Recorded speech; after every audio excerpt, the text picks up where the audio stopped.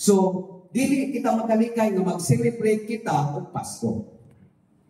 So, kada mga tao nga moingon nga dili sila niya ng Pasko, kaya ang ilang mindset, pagano ka ng activity, dili kita makasumpa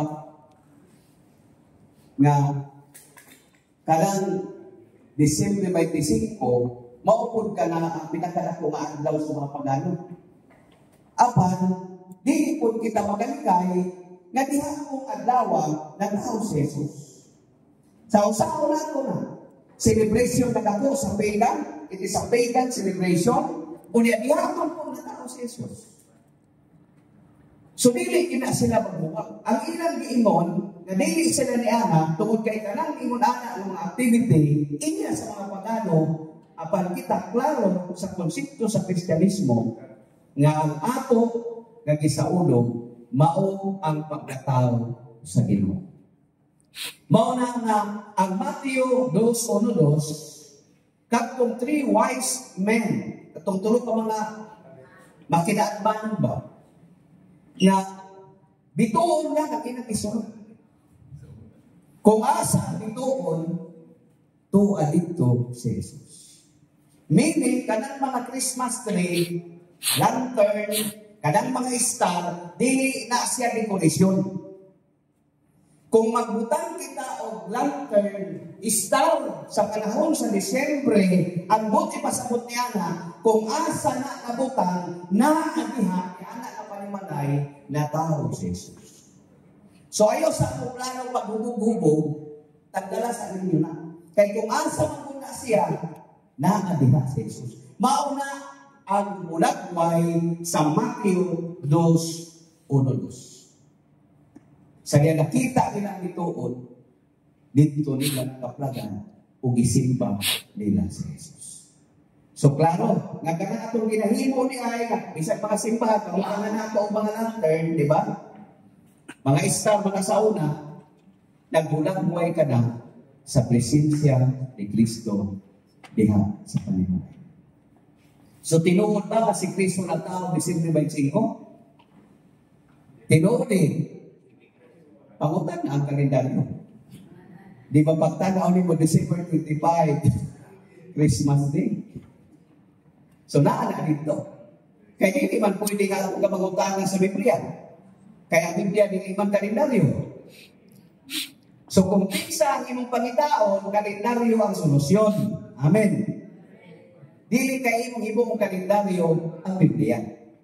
So, kung wato ka sa history, sa Book of Knowledge, Volume 16, page 290, ang following pages, naaniha nga gituli si Kristo Enero 1, na tao siya Disyembre 25. Amen.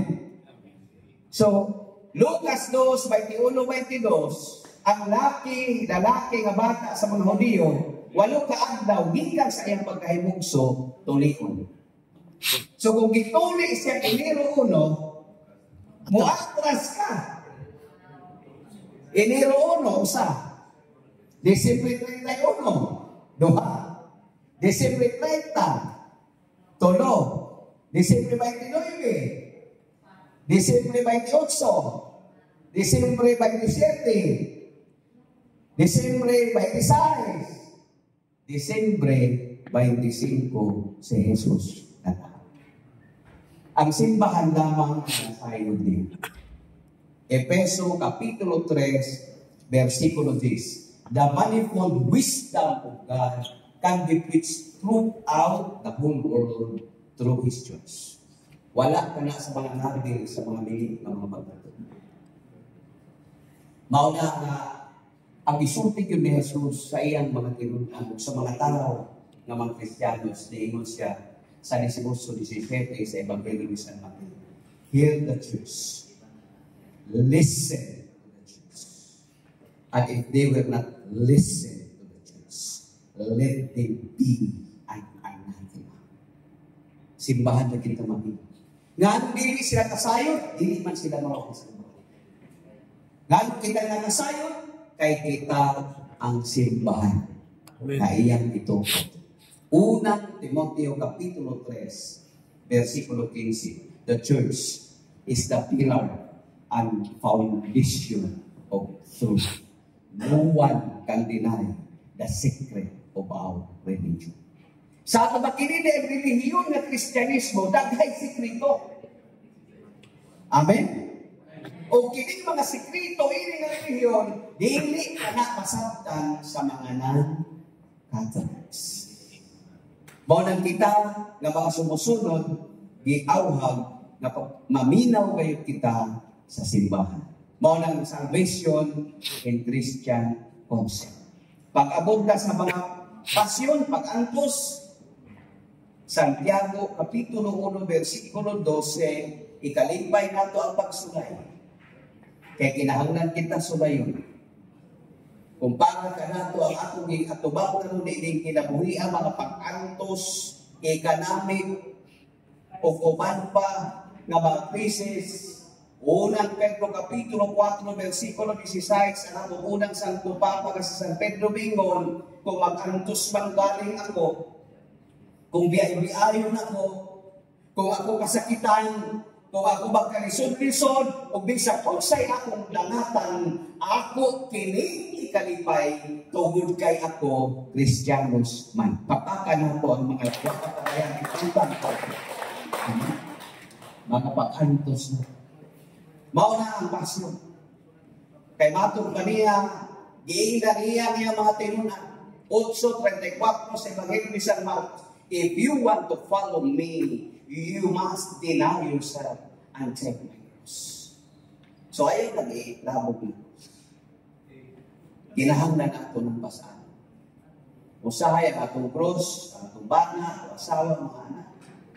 Usahay atong cross, ang atong silingan, ang atong kauban.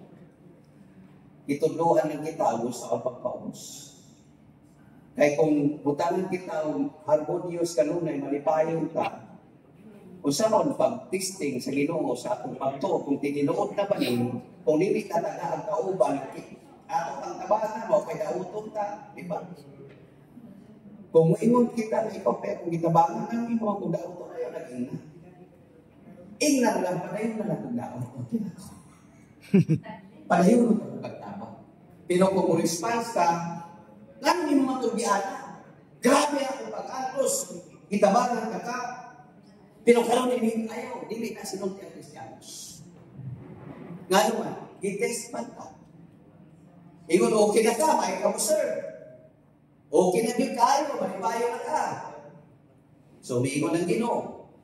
I-allow niya si Satanas na mutugdon dito sa pikas tao. Unya, supak-supakon ka. Unya, di ka kanahan sa imo ang isig ka tao. Mauna, nga ang pagutana, bupadayo ba ka? Kay basin kung ganahan ta kung daghay mamakpak. Ganahan ta kung daghay ma-appreciate. Pero panahon na pag-alagan ta, nasawayo na ta, asa na ang atong pagkasiit. Ako na yung kong membro sa Catholic Faith Defender sa unang higayon dito sa Ciudad Sarabaw, hihingan ko sa akong professor para alam. Magsiip di ang tanan na akong i-pray, dili aron awayon ang mga pastor. Magsiip di ang tanan, aron mahimong tapong Catholic Faith Defender para sa inyong kaubaligid. Kaya kung ang inyong pagtuo, kung siip na di na kamo sulayon, kining sa dakamang magsulay, kay siip naman mo, kaya ninyong dipinsahan ang inyong kaugalingon kung unsa ang inyong atubangon sa inyong kinabuhi. Ang pagkasiip dili man ang atuta, gawas na, within sa atong pinagbibigan. Lungsad ng pagsulay, siip naman ta. So tungkol kay siip kita, kaya nato ang pagsulay. Pero kung mapuglan kita sa mga pagsulay, kung saan ang pag-inom na siip kita. Wala daw. Mga kalisod, kung sa may ipag-atubang ninyo ng problema, siip di man. So kaya din yun kay siip. Pero, diha, dili kita pasandan sa iyo. Lain-lain mo tayo pagsulay. Tanawin mo tabad, kung sa ako iya. Basta ako, ang akong nahinumduman, isang talalaan ako sa atong spiritual director. Kaya lahat naman yun, ay siyo naman ko. Uni ang kada ato na ipatay dito sa ICU. Uni ako na imagine, ako mas issue ng pamatay. Mo itong itawagan na akong spiritual director. Friend, pwede ba bisita ka? Siya, asa ka na kita lang. Na ako sa SC. Kumpisa, santala na. Lahat nagpagsulay. Pero i-extend pa ni Lord, kay grabe man yun ito, i-recommend man ko sa sinipno kung saan na doctors.